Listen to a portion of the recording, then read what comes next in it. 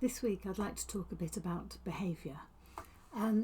It's an interesting area, and it's come to my mind particularly at the moment because I've got a number of students who are working in behaviour units or with children who have challenging behaviours, and I've been marking a lot of assignments and portfolios where behaviour has been a key part of that.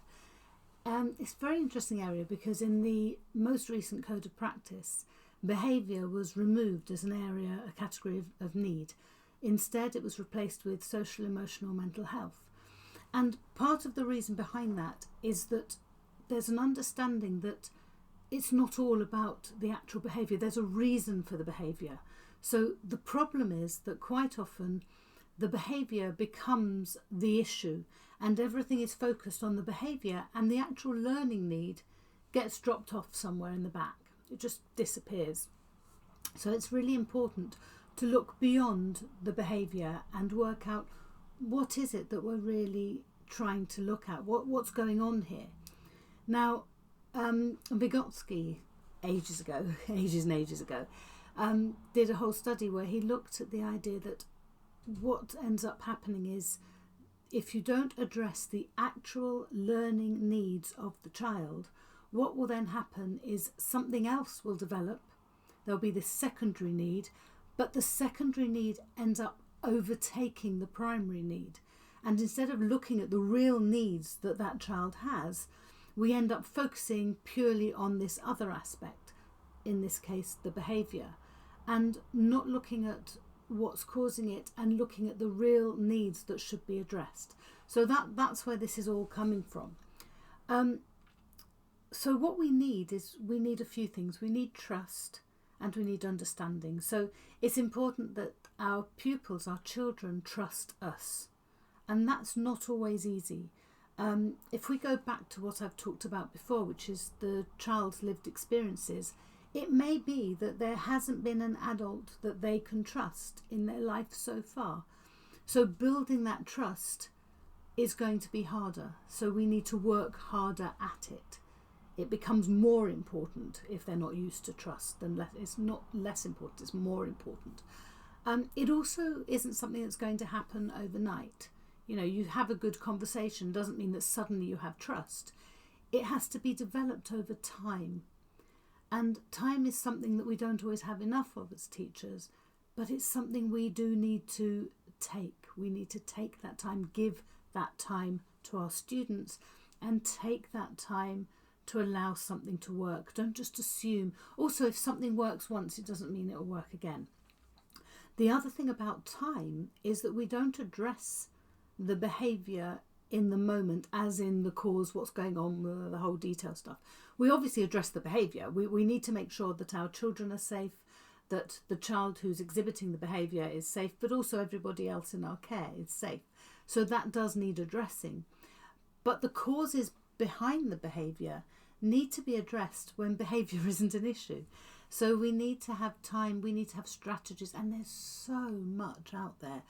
There's zones of regulation, which is a really good one, which helps children to identify in themselves and for themselves when something might be about to escalate. They can identify how they're feeling, and that's a really, really difficult thing for some children to do.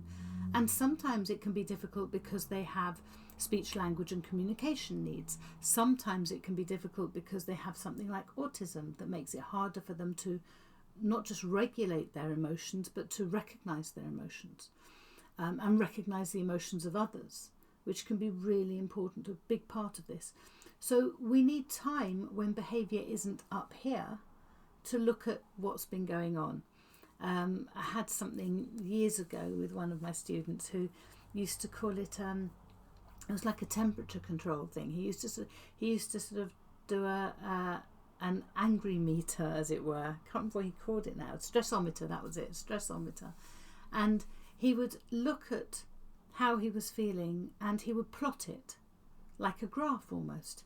And then he'd come back to it again. So it was all done afterwards in retrospect, but he'd come back and he'd plot what was happening at the different times. So, you know, what had made it escalate, what had brought it back down, what had made it re-escalate. Some of the training I received a long time ago was stuck with me so much. If we look at stress, and if we think, so you get this stress, it goes up, it shoots up, and it starts to come down. Too often we will come in as it's starting to come down, but it hasn't actually reached ground level, if you like.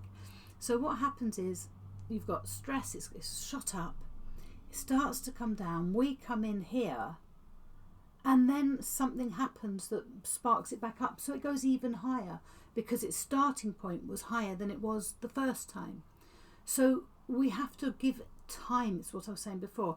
We really need not just the time to actually give the whole situation time, as in, let's look at what's going on here and all the rest of it, but actually in the moment.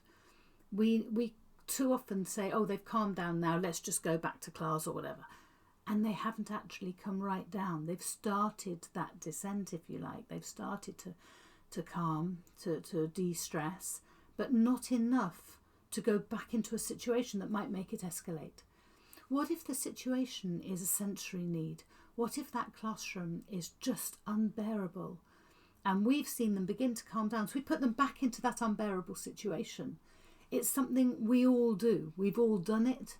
And it's very easy to get this wrong, So as it's easy to get it wrong, we need to work extra hard at trying to get it right. I'm not saying it's easy, but I am saying it's worth it, because people aren't bad people. Bad things happen to people, and that affects them, and it makes them distrustful. It could be simply a frustration. It could be somebody who's dyslexic, for example. Don't know why I've used that example. And they're just so frustrated with this reading that they've got to do that it's just exploded.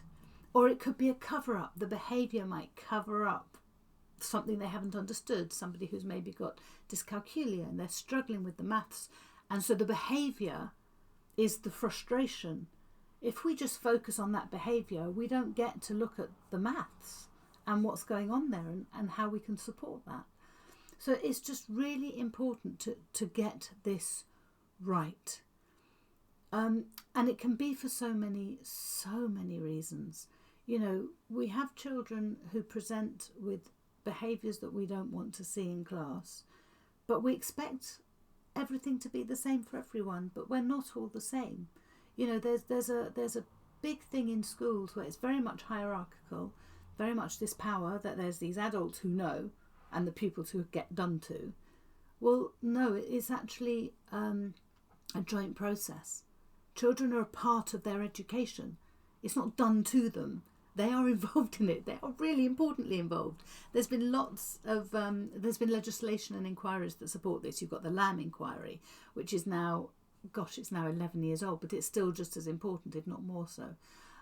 You've got in the code of practice, the current code of practice, we are supposed to take into consideration our children. We don't do education to them. We educate, we learn as a partnership.